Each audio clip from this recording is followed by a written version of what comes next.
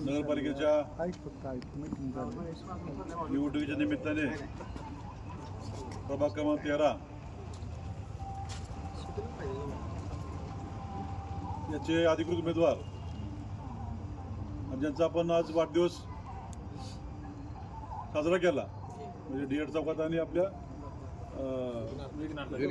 मंडळाची ते आपले सर्वांचे लाडके युवा नेते आणि राष्ट्रवादी काँग्रेस पक्षाचे तालुक्याचे शहराचे अध्यक्ष आमचे बंधू राहुलभाई निंबाळकर, आत्ताच मगाशी बोललेले आमचे पूर्व भागाचे युवा नेते विशाल माने पाटील, आमचे सुनीलराव सस्ते, मंगेशराव बेंद्रे, कुंभार साहेब, दुसरे आपले शहराचे भाजपचे माजी अध्यक्ष आमचे तरुण मित्र अमोल सस्ते, त्यांच्या पत्नी आपले उमेदवार आहेत, आपले हेंद्रे साहेब आमचे जुने भाजपचे सहकारी आहेत, गेले 40-50 वर्षापासून ते भाजपचं काम करतात. आपले हेंद्रे साहेबांच्या वहिनी अशा सर्वच आपल्याला उमेदवार लाभलेले आहेत. आणि नगराध्यक्ष पदाचे उमेदवार आमचे मोठे बंधू आणि आपल्या सर्वांचे सर्वसामान्यांचे लाडकं नेतृत्व आदरणीय शमशेरदादा नाईक निंबाळकर हे चारही पण उमेदवार सक्षम आणि सर्वसामान्यामध्ये सर्व घटकामध्ये काम करणारे हे असं चारही उमेदवार आहेत.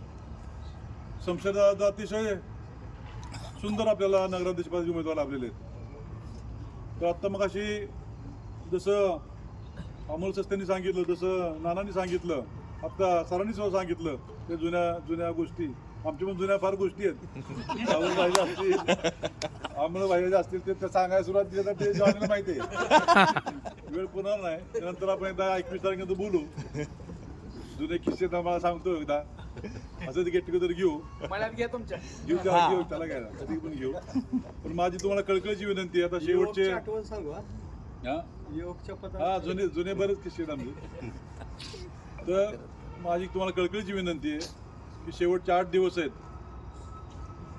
8 दिवसामध्ये अतिशय डोळ्यामध्ये तेल ओतून काम करायचं आपल्याला.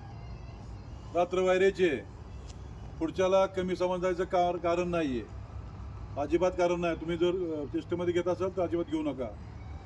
आपण सर्वच तरुण आहात, तुम्ही तरुण ज्येष्ठ मंडळीला माझी विनंती आहे, महिलांना विनंती आहे की आपण योग्य प्रकारे पहारा ठेवायचा आहे. पहारा लक्ष्मी दर्शन चालू होईल.